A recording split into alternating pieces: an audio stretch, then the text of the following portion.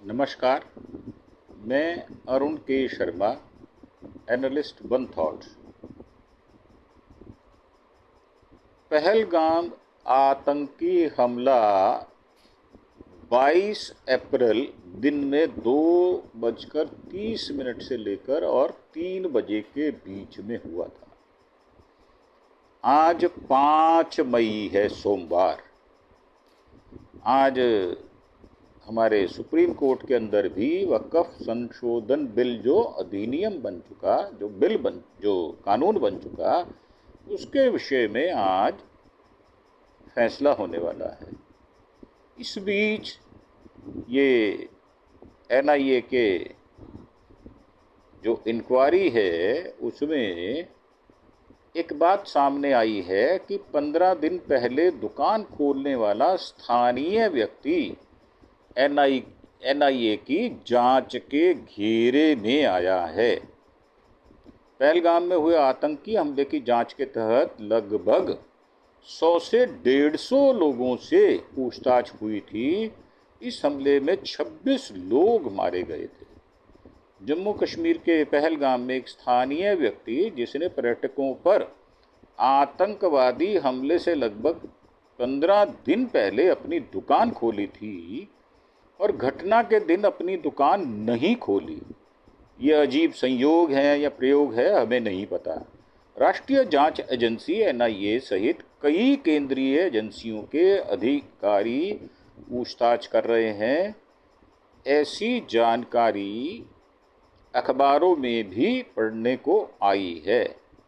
22 अप्रैल को हुए हमले की जांच कर रही एनआईए ने अपनी जांच के तहत करीब 100 से 150 लोगों से पूछताछ की थी।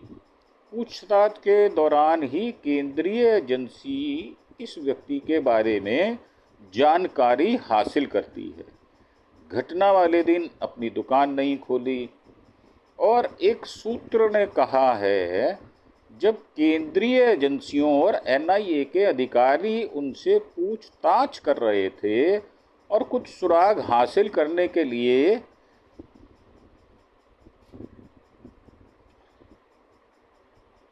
उसके इंटरनेट प्रोटोकॉल डिटेल रिकॉर्ड की जांच भी चल रही है।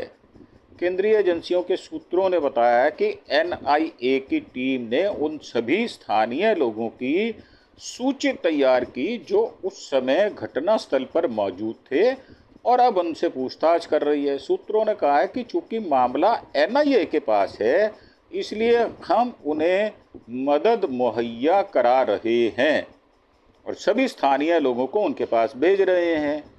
और ये देखने में आया भी है कि पहलगाम थाने में लोगों को बुलाया गया, उनसे बातचीत करके उनसे इंक्वायरी की गई, इंटेरोगेशन चल रही है। अब तक करीब 150 लोगों से पूछताछ की जा चुकी है, जिनमें टट्टू संचालक, दुकानदार, फोटोग्राफर और साहसिक खेल गतिविधियों में कार्यरत तो लोग शामिल हैं। उनमें से कुछ ने जांचकर्ताओं को बताया कि उन्हें उनके आचरण के आधार पर या हमलावरों द्वारा उनके धर्म का पता लगाने के बाद बख्शा गया था। मतलब उनको जब छोड़ दिया गया तो उनको धर्म के आधार पर छोड़ा गया था। इस सप्ताह की शुरुआत में एनआईए ने एक पर्यटक द्वारा रिकॉर्ड किए गए वीडियो में अल्लाहू अकबर का नारा लगाते हुए देखे गए जिप लाइन ऑपरेटर से पूछताछ की और उसे क्लीन चिट दे दी। पूछताछ के बाद पता चला कि जब वह अल्लाहू अकबर का नारा लगा रहा था तो वह डर गया था और तुरंत मौके से चला गया था। घर पहुंचने के बाद उसने पुलिस सहित किसी को भी इसकी सूचना नहीं दी और शाम को अपने दोस्तों को फ़ोन किया। एक अन्य सूत्र ने ऐसा बताया है। पिछले महीने एनआईए ने एक प्राथमिकी दर्ज की थी, जब केंद्रीय गृह मंत्रालय ने उन्हें सीमा पार से रची गई एक बड़ी साजिश की जांच के लिए पहलगाम आतंकवादी हमले की जांच जम्मू कश्मीर पुलिस से लेने का निर्देश दिया था। यानी एनआईए को ट्रांसफ़र की गई थी। जांचकर्ता यह भी पता लगा रहे हैं क्या यही समूह अगस्त 2023 में दक्षिण कश्मीर के कुलगाम जिले में 3 सैन्य कर्मियों की हत्या में शामिल था अथवा नहीं। आतंकवादियों पर पिछले साल मई में जम्मू के पुंछ जिले में हुए हमले से में भी शामिल होने का संदेह है, जिसमें वायुसेना का एक जवान मारा गया था, शहीद हो गया था और 4 अन्य लोग घायल हो गए थे। सूत्रों ने बताया कि केंद्रीय जांच एजेंसी एनआईए सभी पुराने मामलों की फिर से जांच कर रही है और कोई सुराग ढूंढने की कोशिश कर रही है ताकि हमलावरों के खिलाफ एक मजबूत मामला बनाया जा सके।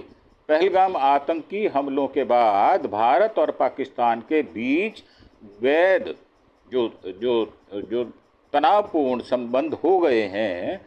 भारत ने सिंधु जल संधि को स्थगित कर दिया, पाकिस्तान नागरिकों को दिए गए सभी वीज़ा रद्द कर दिए, अटारी में एकीकृत चेक पोस्ट को बंद कर दिया, राजनयिकों को निष्कासित कर दिया, आदि आदि इस प्रकार के कई उपाय किए गए हैं, जिनमें पाकिस्तान से पूर्णतः संबंध समाप्त करने की बात भी कही गई है।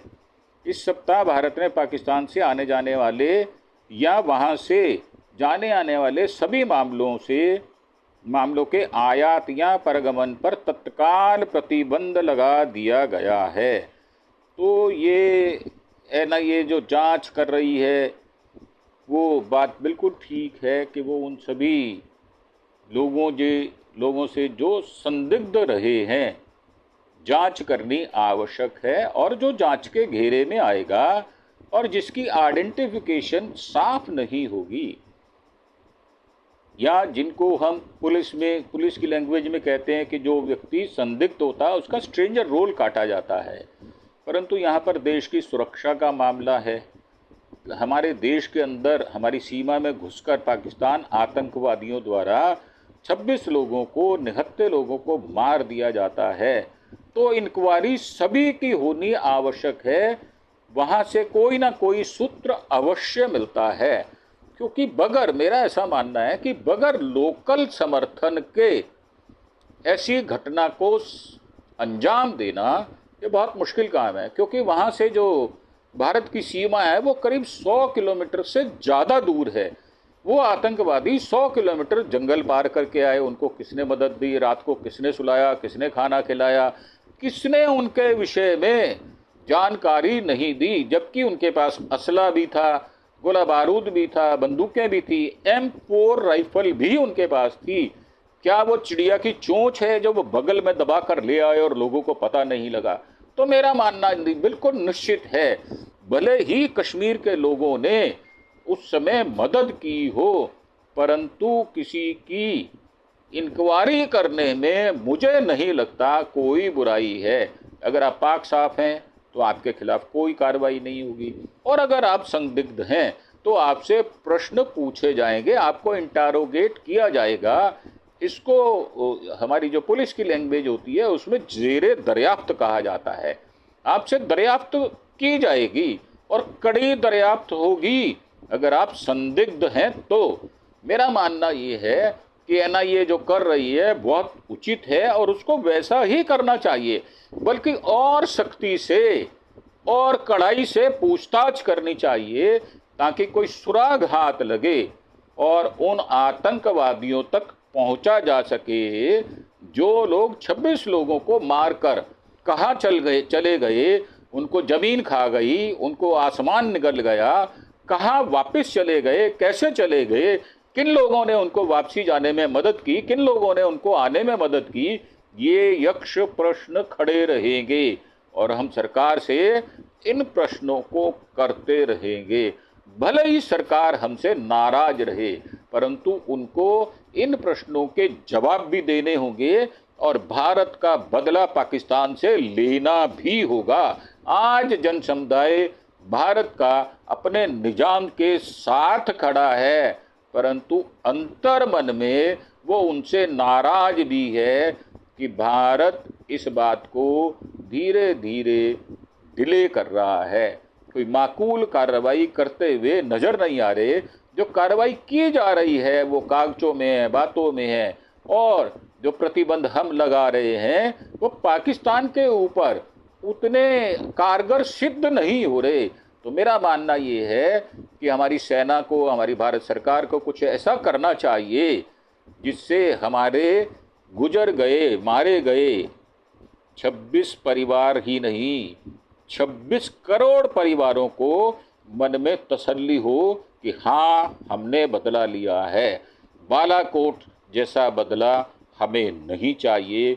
हमें चाहिए कि उनकी सारी इंफ्रास्ट्रक्चर को एक क्षण में नेस्तनाबूद कर दिया जाए, समूल नष्ट कर दिया जाए, ऐसी भावना मैं रखता हूँ। इसी के साथ आपसे आज्ञा चाहेंगे।